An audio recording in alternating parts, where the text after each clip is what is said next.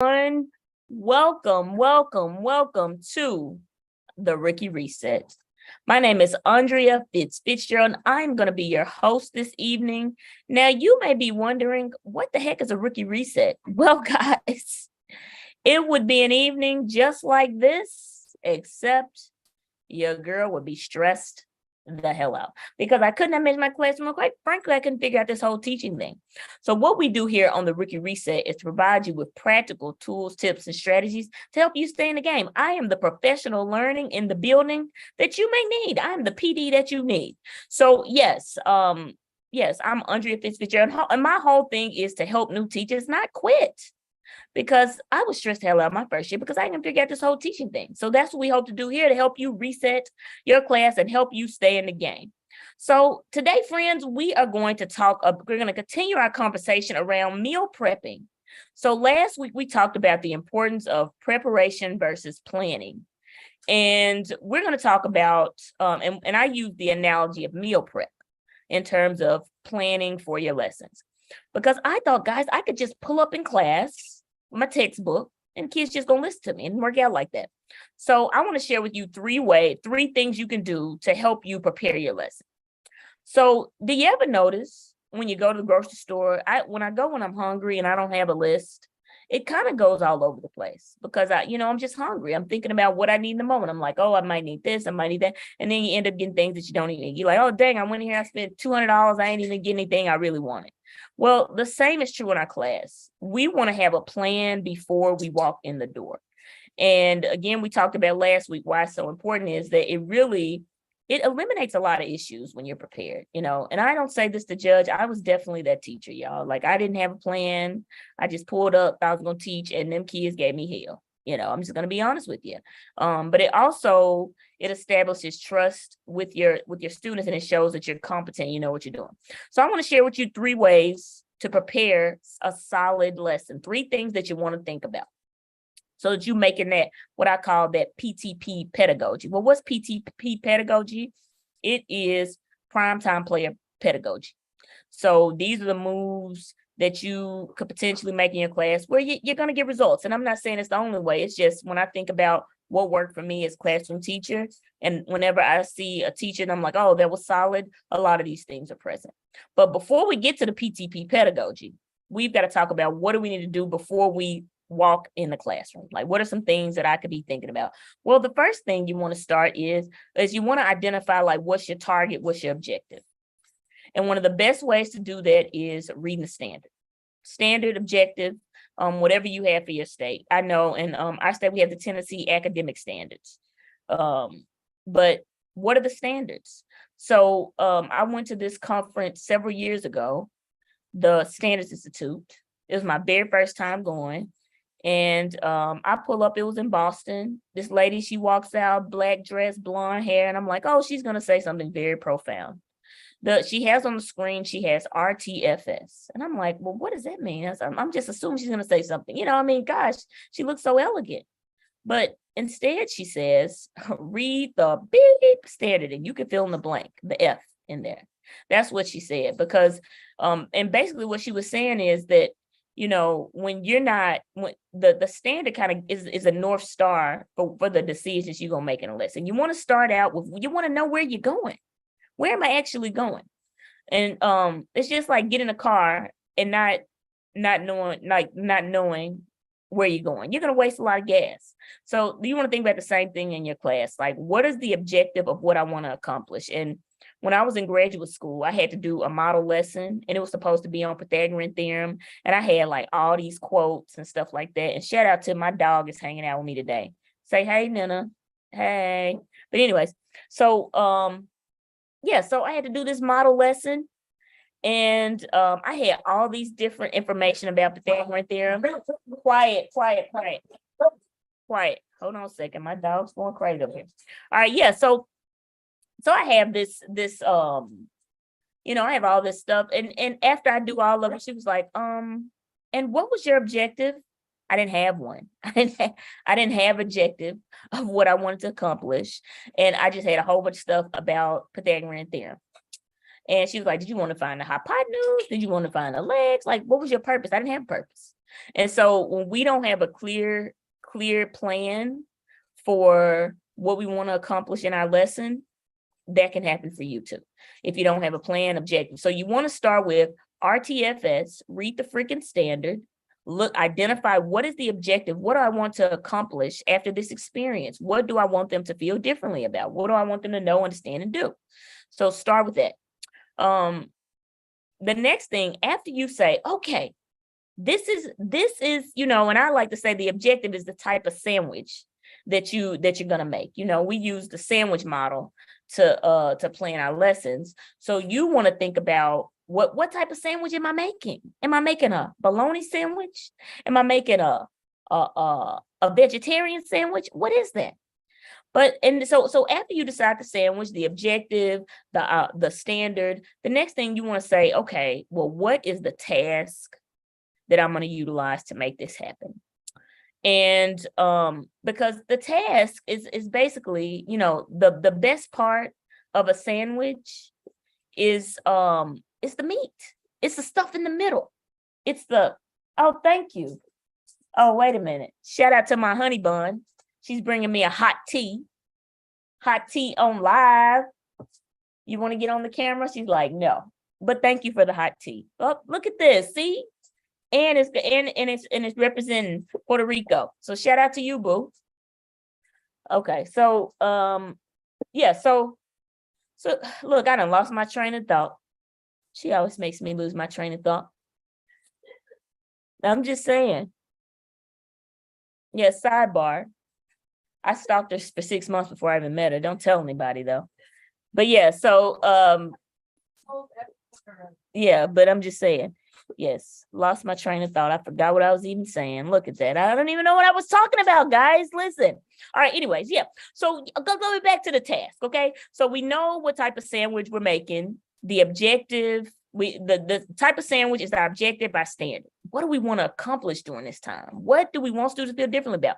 So after we decide that, we want to identify what's the meat in that sandwich. What's the task on the table that students are going to engage in? We want to identify one that is most aligned to it. Now, I know as a math teacher, high quality curriculum, that is normally the best way, because this is the deal, y'all. This is the thing about the task. Like, I get it, y'all. Like, I get it.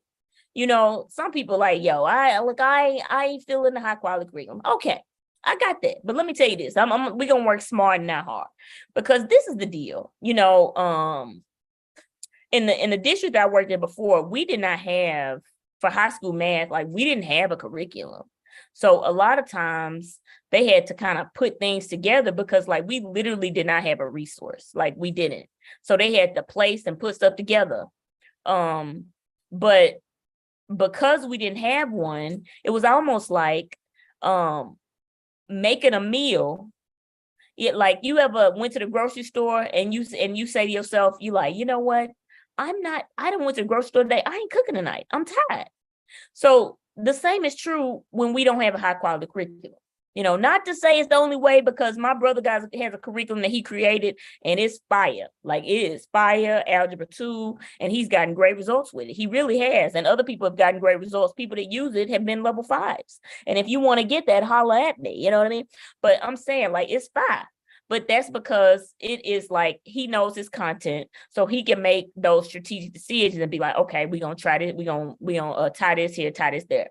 But everybody don't have it. I know I don't have that. I don't have it where I can just create off the top of my dome, because I understand the content that deeply, So that's why, unless this is a skill set you have, I would say use a high quality curriculum, because it's like going to the grocery store, having to go get all the ingredients, come back home, decide the recipe, and then you got to cook. Whereas if you already have a high quality curriculum, it's just like, how I want to cook this thing. The ingredients are already here. It's a menu. What I want to eat. Do I want to have the steak, or do I want to have the shrimp? But you just making decisions. That's it. You ain't gotta do a whole lot of go to the store and get the stuff too. It's already there. It's just which ones most deeply tie to that standard and that objective. Now, one thing I want to add to this when we talk about selecting a task, Because this is the deal. You know, I see a lot of times I've been having this conversation with people. Feel like for like a couple months, I feel like the last conversation I've had about content, I've said this, you know, one thing I often see, and shoot, I did it too. Like, I ain't even best sit here in front of y'all. Like, I did the blitz. I did the blitz. But you know what?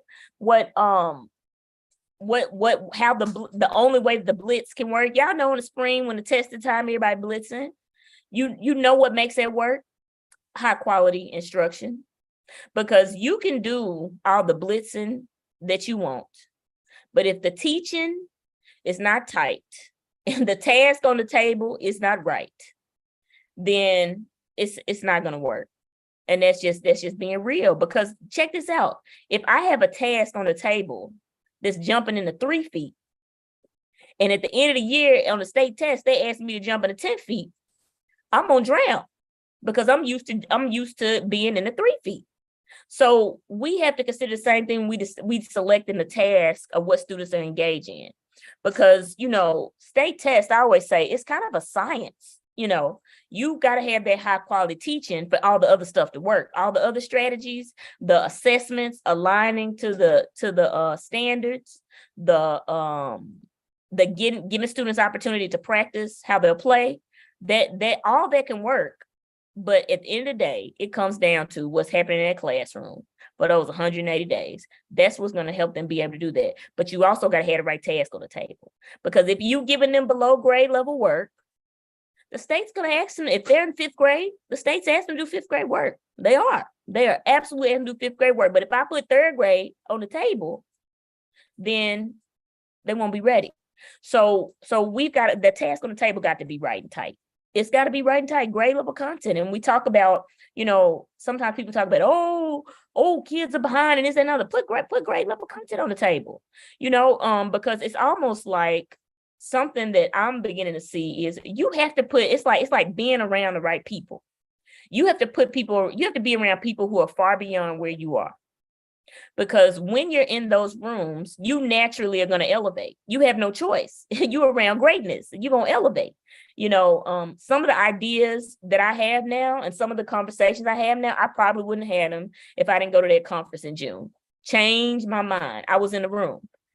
I've got to elevate. I can't be average no more. I can't be great out in the world and not be great at home. It doesn't work for me anymore. It feels terrible inside now because I've been around people who are far beyond where I am.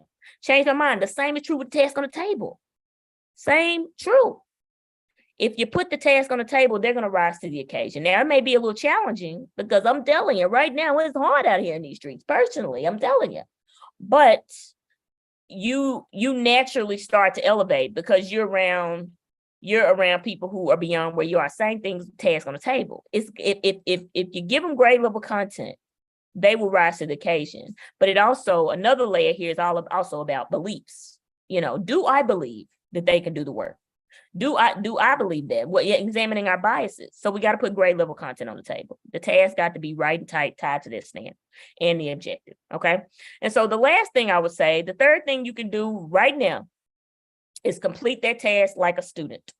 So obviously, as a math teacher, a lot of times, listen, I'm going to go ahead and tell you, like, my teachers didn't teach you that way. They said carry the one. You know, that's what they did. I always talk about, I was tutoring Kari one time, and I was helping him with 8th grade math. And I said to myself, gosh, I've taught slope 1,000 times. Like I've taught that, I promise you, I've taught that concept so many times. And I was like, oh, okay, no big deal. I'm gonna roll up in here. I already know slope. I know what we're doing. It's gonna be fine. Listen, I got in that session. The way that Eureka taught it, they were using transparencies and similarity triangles. I had no idea. And so I literally had to skip that, go back to it and bring it back the next day because I didn't do the math. I didn't do it like I was a student, because a couple of things are going to happen when you complete that math like a student. You're going to, number one, see like, oh, I might need some support here. Let me holler at my coach. Let me holler at my mentor. Let me holler at another teacher to possibly help me. Or you're going to see, where could your students have some challenges? Where might they have some hangups? And also you're going to have a clear sense of what's supposed to happen. So when we go back to that objective, this is going to really allow you to see, oh, okay, I need to, okay, they really need to understand this. Like, is a lesson I did recently for my 9 to 5. Like, just the idea around like adding and subtracting. It's so different, right? Like normally you say, oh, I'm gonna add like 38 plus 70 to equal 38 plus plus a missing number equals 75. You're like, oh, just subtract. But the way that they do it, the strategy is so different. I probably wouldn't have got that idea if I hadn't done the math. So just keep that in mind, y'all. So complete it like a student. So just to recap, 3 things that can help you prepare your lessons. Number 1 is identifying the standard and the objective. So knowing what is it I'm actually going to accomplish, what should students feel differently about? As I say, RTFS, read the freaking standard, in the words of Kate Gershon. Read the freaking standard. She said it, not me. All right. And also, next thing is what task is most aligned to it. So grade level content, y'all, because the task set the ceiling for how far you can go. If at the end of the year they're required to do 10th grade work, give them 10th grade work, because that's what they're gonna ask them to do. I'm telling you. Because the key is tight instruction. You want to get the results at the end of the year, tight instruction, but we gotta have the right task on the table. So it's like you could be doing all the right moves, all the PTP pedagogy, getting it in, but if you don't have the right task on the table, it's gonna be real hard out here in these streets. So it's like trying to swim on concrete. It's gonna be re-challenged. You do all the moves, boom, boom, boom. But you don't have the right vehicle to get there. You need to be in the water. So just keep that in mind. And then the last thing, once you identify that task, complete it like a student, because it's gonna tell you, oh, I got this part. I don't have this part. I might need some support here. This is what they should feel differently about, but it really helps you internalize and understand that objective. So yes, thank you all so much for tuning in. Get out there this week and do those rookie reset push-ups.